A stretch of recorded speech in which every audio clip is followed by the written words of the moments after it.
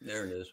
Good Sunday evening, and welcome to This and That, the podcast. I'm your host, Joe Gillaway, and along with my partner, Bill Bostic, we hope to bring you guests and topics you'll find both fun and captivating from the worlds of local politics, arts and leisure, pop culture, and beyond. Our sponsors for This and That, the podcast are Robert H. Hoke Post 272, that's the Legion on North Mountain Road, Team PA AAU basketball, and Rickabaz Electric. Thanks to these great local businesses for their continued support of our little podcast. Bill, how are you this evening?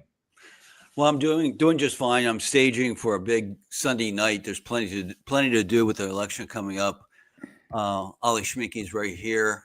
Ollie Schminke. Ready to go to work after we're done here. Now, I have one thing that I think you should put on Ollie Schminke's to-do list. What's that? Get that office organized, man. Did you ever go into? It looks like a hurricane flew through. Did you ever go into a newsroom, Joe? Yeah, but it's a different kind of clutter. It looks like productive clutter. Like things are getting done. All right. I got the table. That's a big. I'll come over and help you clean that place up if you want. if you and Schminke don't want to do it. Okay. All right. So, what episode number is this, Bill? 31. No. 32. 32. You just said 31 last week. So episode 32. So we're moving right along here. And that's exciting. And this is the People's Podcast. And it is the People's Podcast because we like to involve the people. We like to involve the viewers. We do have like a comments field. You can comment. You can ask questions as long as they're tasteful and respectful. We will answer them or have our guests answer those questions. And we also would like to encourage you to recommend guests or topics for us to book in the upcoming weeks or months. So we are scheduled out just, I think, 1 week now, Bill. No, 2 now. Okay. Yeah. Let's take a look at who we have next week. Tell us a little bit about that guy since you did book him. Yeah, Justin McShane, very interesting guy. He's really excited about doing some things with getting his commercial pilot's license.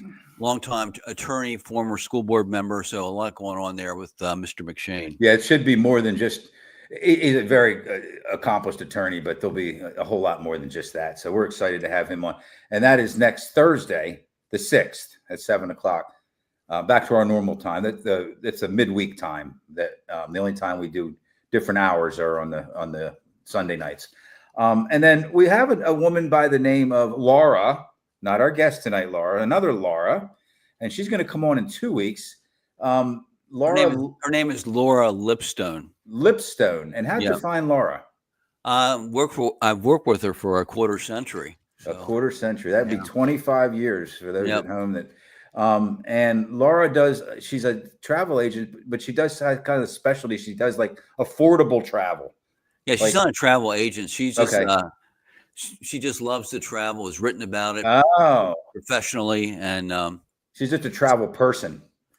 Yeah, she's a travel expert, especially low cost, do trips on the cheap type of thing, but still have a great trip. Okay. So she's going to be kind of a public service person also, right? Like if people tune in that night and they don't think they can afford vacations, they're going to learn how to kind of put a vacation together. Economize. Yeah. Yes. Okay. Well, that's exciting. So we have a Laura tonight, and then we have Justin, and then another Laura. And before we bring in Laura Kurtz, our guest for tonight, our disclaimer is the views and opinions expressed on this show are those of the participants who voice them and do not necessarily reflect the positions held by This and That, the podcast, as an entity, Bill or myself, or the sponsors who support the show. And the last thing I wanted to just kind of reiterate, this is exciting. We're going to start doing, how about this, Bill? And the reason I have these two together, these two logos together, is because two trusted sources, one shared goal. And what that means is This and That, the podcast, and Lingelstown Gazette are going to partner on some things, not everything. But this is the thing that we're going to partner on the most. Let me find this, Bill. Ta-da. Local government. When it comes to Lower Paxton Township government or Central Dauphin School District government, whenever we have interviews on This and That, the podcast, we're going to also show them on Linglestown Gazette. Linglestown Gazette is established. You get a lot more viewers than we do over here on this show. And tonight, for our guest tonight, it's gonna go on both of those pages. So there you go. Yeah. So anyway, that's exciting. We're friends, and we do a lot of the same things, Bill, and some things we do are altogether different than each other. So let's bring our guest in. We dragged this out enough. There she is, Laura Kurtz. Hello. Lower Paxton Welcome. Township Supervisor Laura Kurtz, the chair of the supervisors, chairperson, that is, kind of the person that sits in the middle and runs the meetings, okay, for those unaware what the chair does. And we're really excited to have you tonight, Laura. And you are, I believe, the fourth maybe of all the 8 candidates running for township supervisor who has come into our chopping block. And so we appreciate you trusting us with your political life. So maybe back away from using the term political. I know that you probably look at yourself as more of a public servant than a politician. But so anyway, welcome to This and That. And I'm going to get things started, and then Bill and I will kind of share the questioning. And I'm going to start things the way I did with all the other candidates.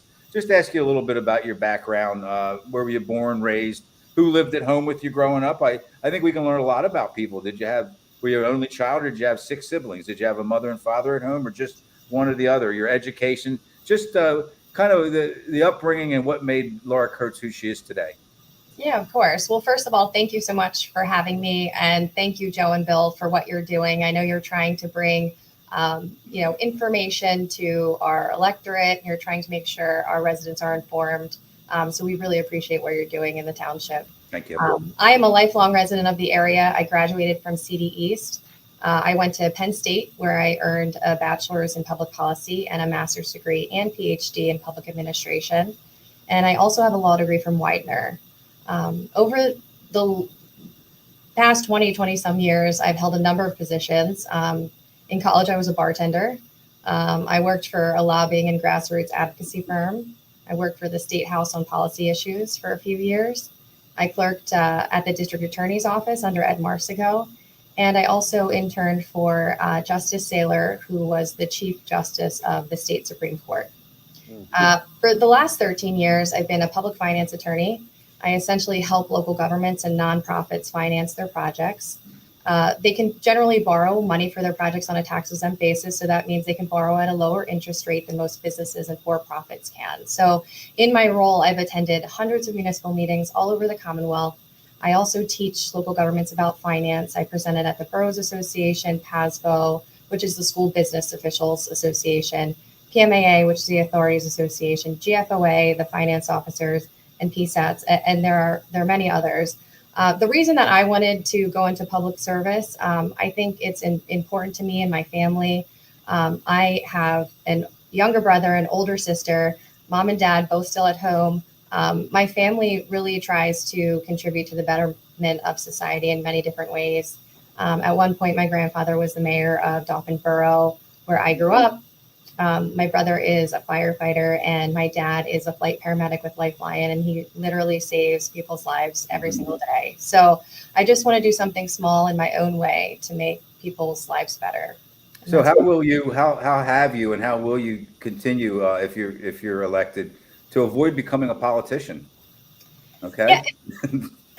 to stay public servant, Laura. Is that a fair question?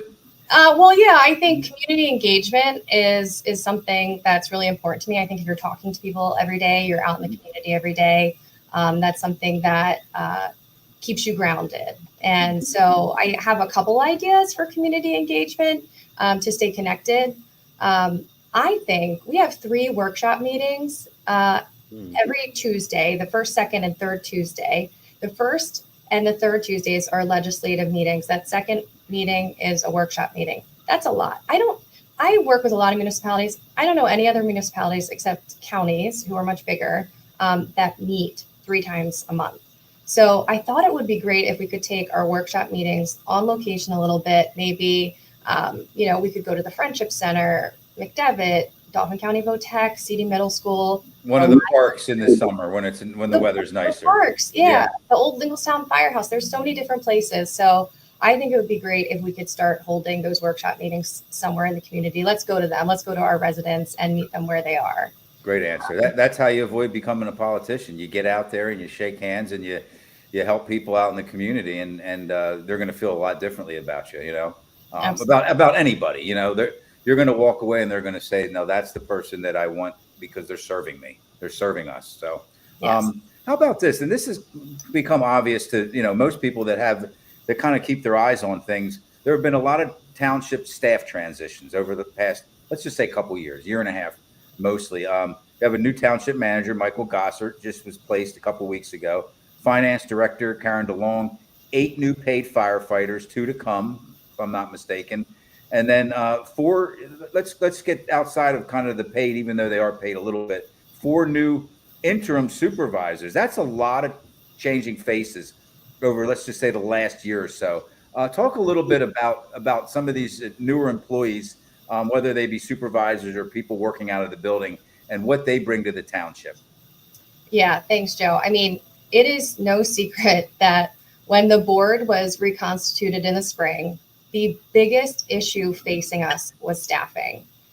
We lost over the course of this year our economic development director, our assistant township manager, our finance director, our IT manager, our township manager, and our solicitor. But I am really proud of how this board came together. We immediately and unanimously agreed to bring back our IT manager. And then we made public safety director Kashiba our interim assistant manager. And I do consider Director Kashiba to be our savior during this transition. He's just an amazing guy. What an asset to the township he is. We absolutely owe our continued transition, our success to him during these last few months. Then we brought on a man named Tom Verneau, who you've heard of. He was a seasoned and extremely experienced manager from Lower Allen Township, who I had known from my professional career. And the board, together with Tom, as you just mentioned, hired finance director Karen DeLong. She has a great background. She's been doing this for a number of years with our retirement community. And then we have township manager Mike Gossert, who was, as everybody knows, was with West Hanover Township. He was the most experienced person that we could hire for that position. Again, all of those decisions were made unanimously by the board. So we're really proud of that. And we really need just to take a beat and thank Tom and Adam, who are not only tremendous employees, but fantastic people for helping us through this transition phase. There's really a lot of good coming to the township with the individuals we hired. We have also just made an offer to an assistant township manager and an economic development director. We have an offer out there. We think she's going to begin in January, so we're really excited about her.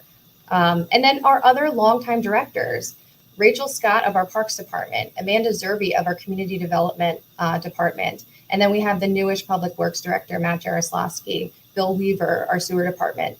They, along with the individuals that we just hired, are really setting us up for a bright future, no matter who the next board is. So I think that residents can rest assured, no matter what happens with the election on Tuesday, these staff people will get us through the next transition. Hey, Laura, did you say that you one of the people you're trying to bring on is an assistant manager? Is that what you said? Correct. Okay. All right. Yep. So let me just, before I turn it over to Bill, let me shout out Nick Garrett. Yes. Yeah. Okay. Because if you're a member or not a member, a resident of the township, you don't always have to interact with all those people you just mentioned. But I've had interaction with Nick over the years. I've lived in my home. I live right near the township building for 22 years. And he's had to come out a handful of times. He comes right out. He's professional. He responds on his email immediately. And he's codes and help me out with Nick's title. Yes, he does that, but he's also the deputy director. Okay, yeah. And he does a great job. I just wanted to He's mention. Amanda's right hand. And if I could, so a lot of people, having a PhD in public administration is very esoteric. So I just wanted to take 2 seconds to tell you why I want to connect staffing with my education and background in public administration. My dissertation, it focused on local government fiscal distress and ways to address it. I found that it wasn't a particular method that was used to address fiscal distress or the level of resources or tax revenue of a local government that made local governments fiscally sound. It was having a deliberate governing body and a deliberate staff. So I found that municipalities that are proactive, that take initiative, that have more sophisticated staff and governing bodies, that are thoughtful and calculated in making their decisions, and that had policies and procedures in place were way more successful in addressing and resolving issues.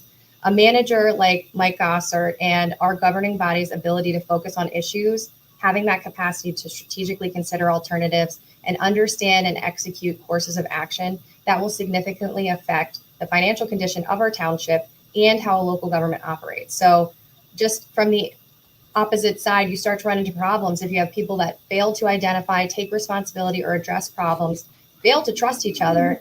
If you have inadequate financial planning or strategic planning, if you have poor or weak leadership or cooperation, and if you overlook developing solutions and alternatives, you will have problems. So we were not getting that with some of the people that we had at the township in our prior positions.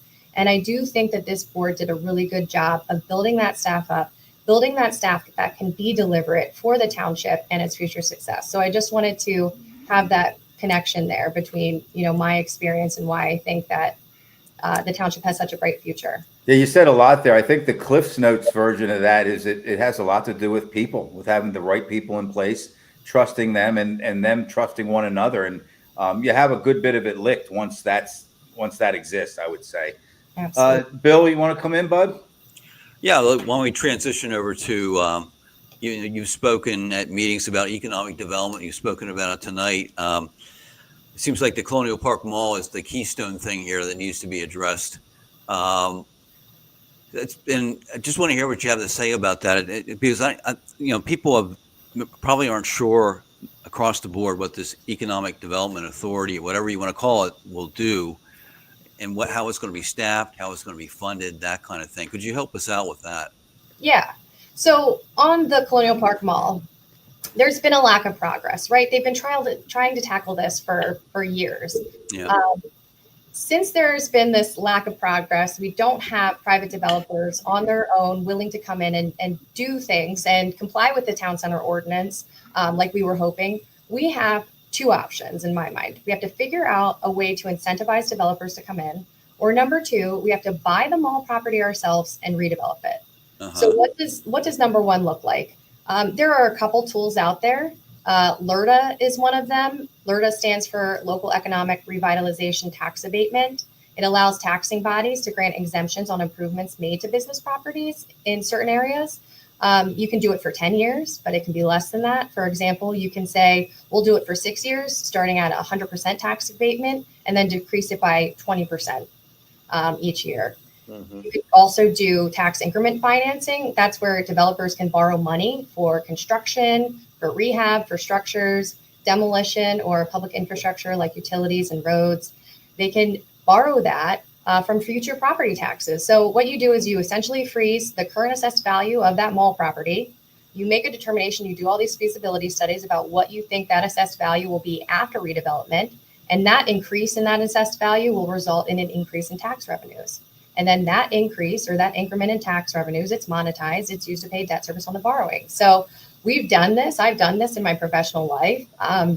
If you've heard of Kalahari, they use tax increment financing to do their site improvements and to provide for roads and utilities to help and benefit that property. So what property are you talking about? It's a resort. It's a large resort. Go ahead. I'm sorry, Laura. Go ahead. In Monroe County, in the Poconos area. Okay. So again, we need tools, right? We need to encourage businesses to develop.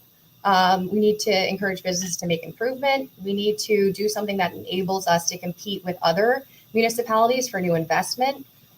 With both of those methods, eventually 100% of that tax revenue will come back to the taxing bodies. And the taxing bodies really don't have to sacrifice any current tax revenue. That abatement is only on the improvement, or we could forego that increment that increases through the higher assessment of the property. So the township would always get that property tax revenue that it always had.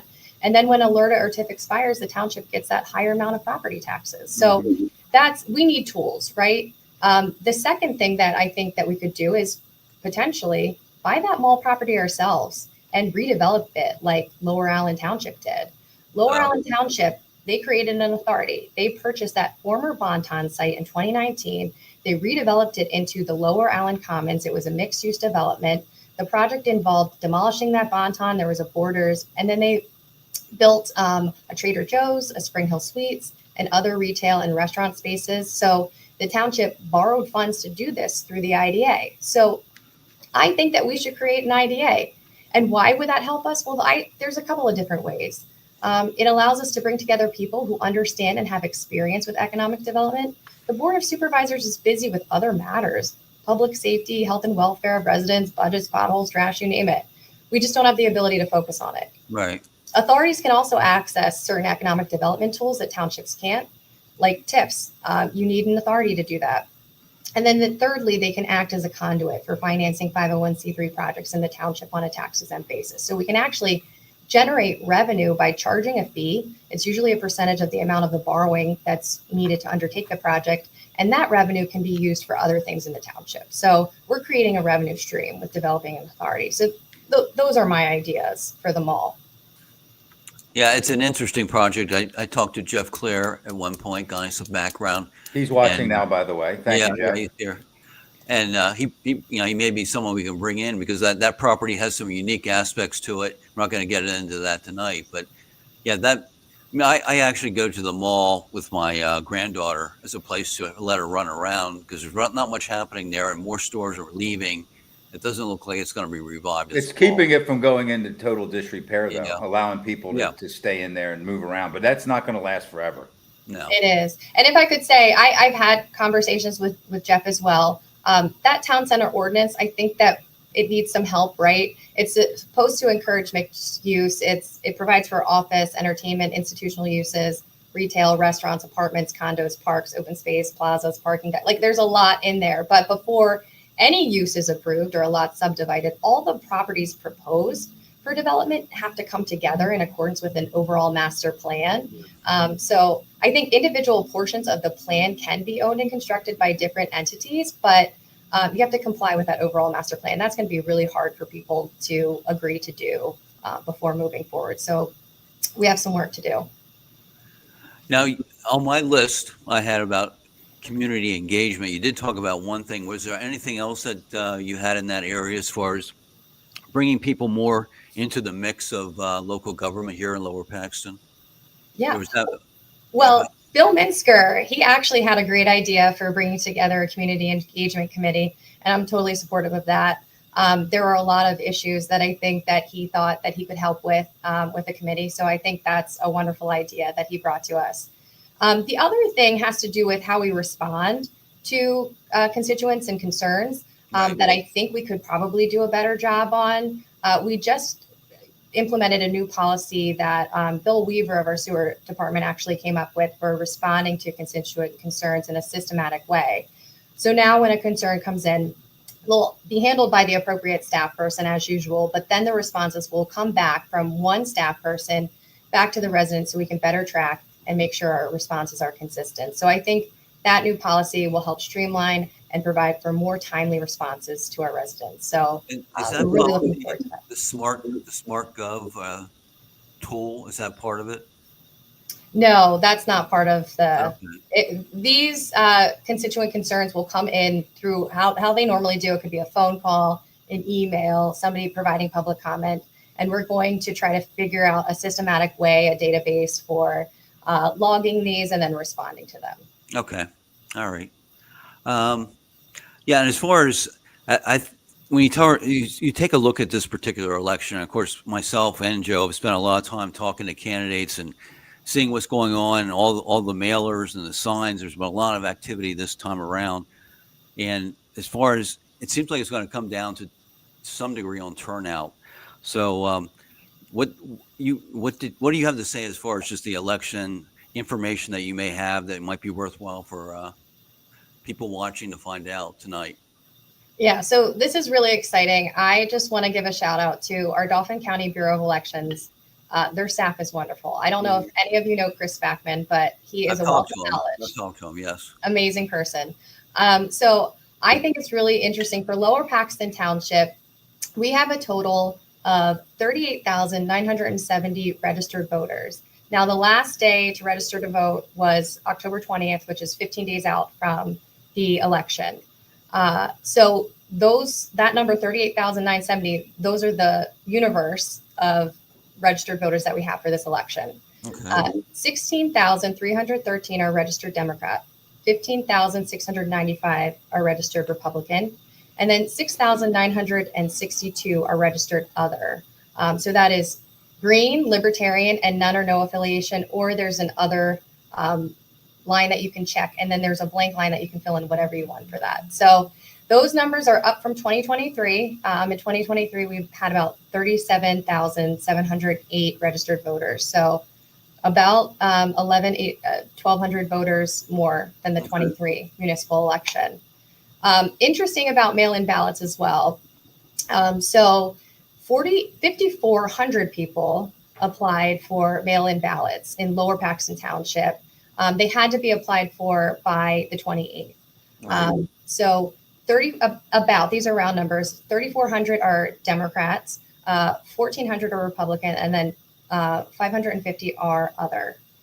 As of Friday, when I corresponded with Chris Spackman, the amount returned were about 2,400 for Democrats, 1,000 for Republicans, and 300 for other. So that's about 3,800, a little less than 1,600 mail-in ballots are out there. So I wanted to give a plug and a reminder for the Election Bureau. There are 7 ballot box locations in Dauphin County. Those will close by 8 p.m. on Election Day. It's not good enough to have your ballots postmarked by that time. So if you still have a mail-in ballot at this point, drop it off at the ballot box instead of mailing it in. Good advice. Okay. Yeah, good advice. So Where do Laura, you find the locations for those ballot boxes? I can send it to you, Bill. It's right on the Bureau of Elections website. Okay, I'll make a note of that. You don't have to send it to me. I'll find it. Yep. And the only other thing I wanted to mention, and this is pertaining to Lower Paxton Township specifically too, we are so lucky, if you live in this township, to have all these amazing options for supervisor candidates. All right. There are 40 municipalities in Dauphin County. Guess how many of those races are contested? I would say maybe 20%. You're pretty close, 10. Really? Only So 10. Wow. That's about 25%. And then we have 11 school districts that serve Dauphin County. And guess how many of those races are contested? Maybe 5%. No, one. 1%. One race is contested, and that's mostly because of cross-filing, as you know. So Lower Paxton Township, please exercise your right to vote. You have options. Right. It's wonderful to see these many names on the ballots. So Laura, I think it's insensitive to ask you what issues do you see as most important, because what's most important to one person isn't most important to the other. It's whatever you're going through, or whatever, as an individual. I don't know if that any of that makes sense, but some of I'm either in person or I watch every township meeting, just about. And some of the recurring issues that we see are like the Hodges Heights, the incinerator, and the problems that causes, stormwater runoff, construction site, kind of some of the issues that some of the residents have with having their roads torn up. And what do you say? And a lot of times, and you're new to this, okay? So I'm not blaming you, and I'm not blaming anybody specifically, but a lot of times I see that, we've emailed a couple times, we've made calls, nobody's come out. What do you say to these residents that, and I listen and watch them intently. They're going through it sometimes. Okay. You know that, Laura. Yeah. Okay. They are going through it. And unless you're kind of living in that, you don't understand, your car gets backed into by a dump truck, or, you have soot all over your, and it's more than that. But what do you say to those people that are, that are kind of running into issues with what I just mentioned, and what the Board of Supervisors is willing to do to help them? Yeah, well, I think the first thing we need to do is educate ourselves. So, for example, with the compost facility, there were 2 studies out there that we undertook and then reviewed to try to figure out ways to address it. There are a lot of options. I know this most recent study we sent to the gentleman who comes in and comments most of the time on that compost facility. And I do think that we have a couple of options there. I do think that we can increase the berm height. I do think we can plant some arbor vitae. And then I do think that there's a way to maybe wet down some of the areas to control dust.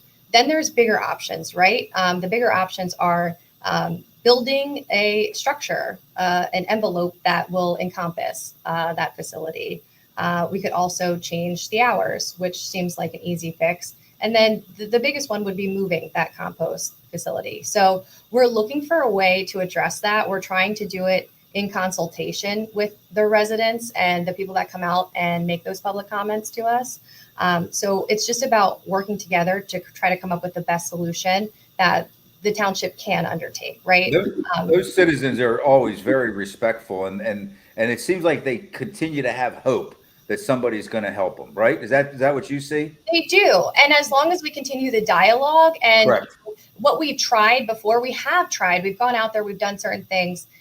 It's not to the satisfaction of a couple of the residents. So we need to do better. We need to keep learning and trying to figure out what we can do to address their concerns so that they're satisfied. The other thing I'll talk about quickly is Wenrick. So that development is going to be a huge undertaking, and it's going to be addressed by first our planning commission and then the township board of supervisors.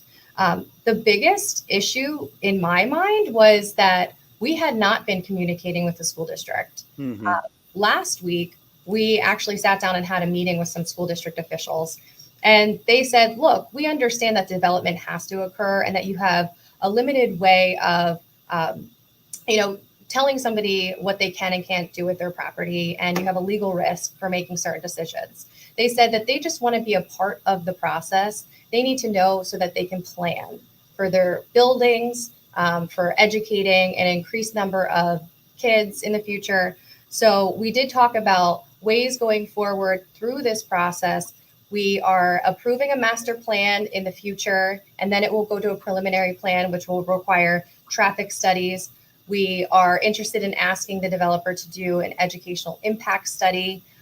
We need to look at how it affects the environment. So I think we're thinking of doing things in the future that we haven't done in the past in order to address some of those concerns going forward. Good. Okay. Bill, you want to take us down the home stretch here, bud? You have anything left there? I do if you don't, but go ahead. Yeah, you can go ahead. I pretty much have run through everything I had. Okay. Well, this is kind of once again, kind of a canned question, but I think it's important that, that people out there that are watching this, that know this, what do you see as like your vision for the future of Lower Paxton Township, Laura? What's the Lower Paxton Township that you wish we all see? I love our community, and I'm doing this because I think Lower Paxton Township is a great place to live right now.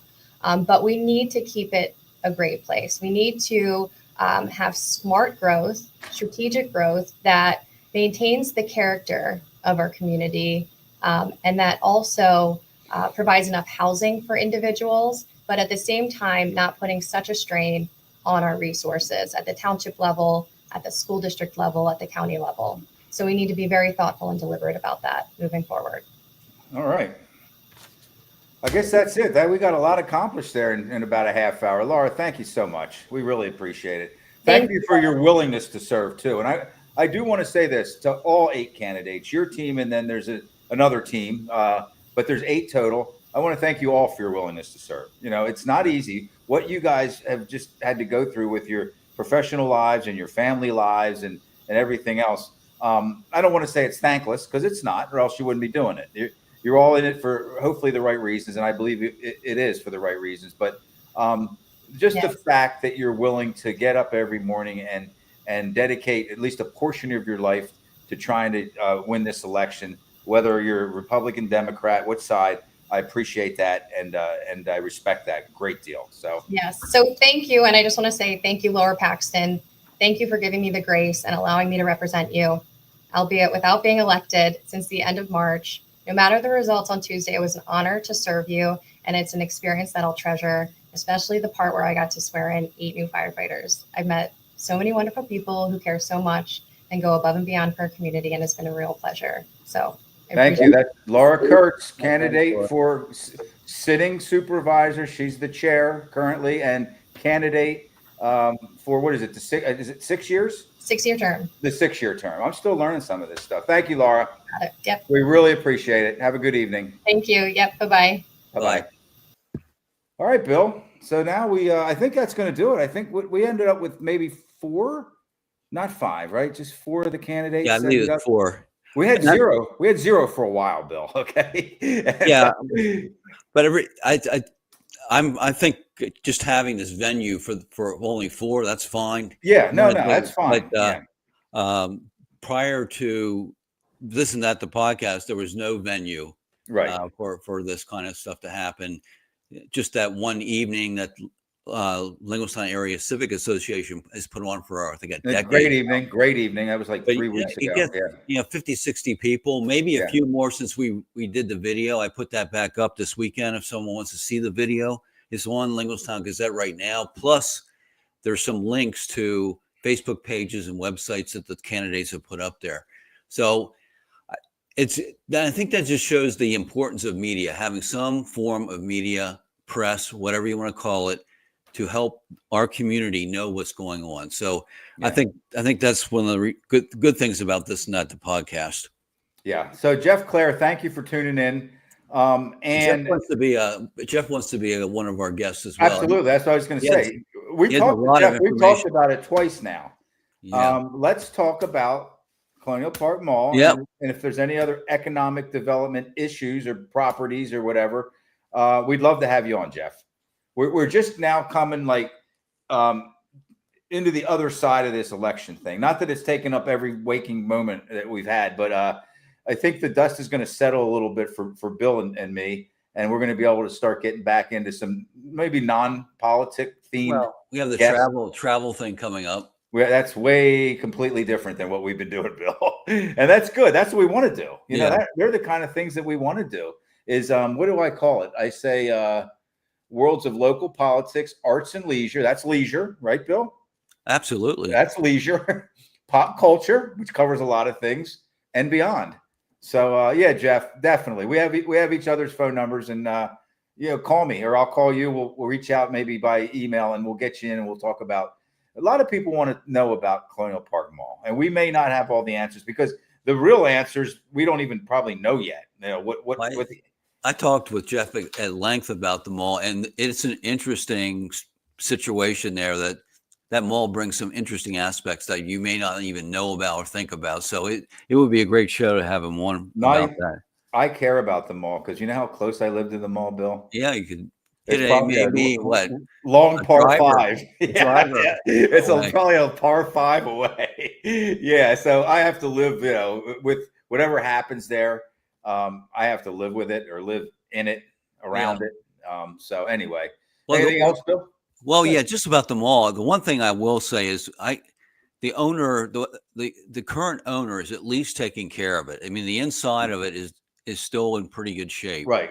And they actually repaired, I think, something in the roof. So you can now go from the mall over to Boscov's. That had been closed for months and it's now open again. Okay. All right. So despite the lack of tenants, he or she, I'm not really familiar with the owner, is keeping it up. And that's something to be happy about.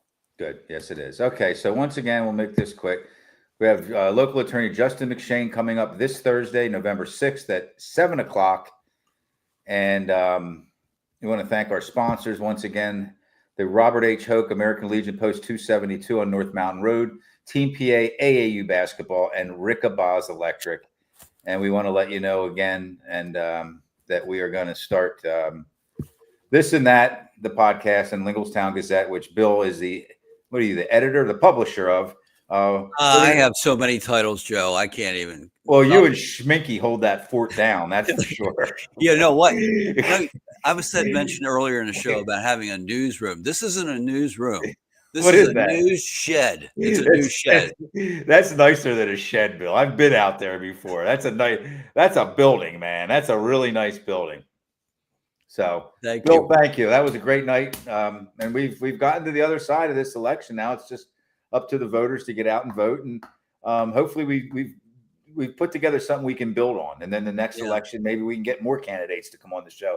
Hopefully they trust us. Hopefully they know that we're just kind of here to allow them to talk about their campaign and the issues as they see them. And so that's about it, Bill. All right. Thanks, Joe. We will talk to you soon. Thank you to all the viewers, and we'll see you Thursday the 6th at 7 o'clock for Attorney Justin McShane. Have a great evening. Good night.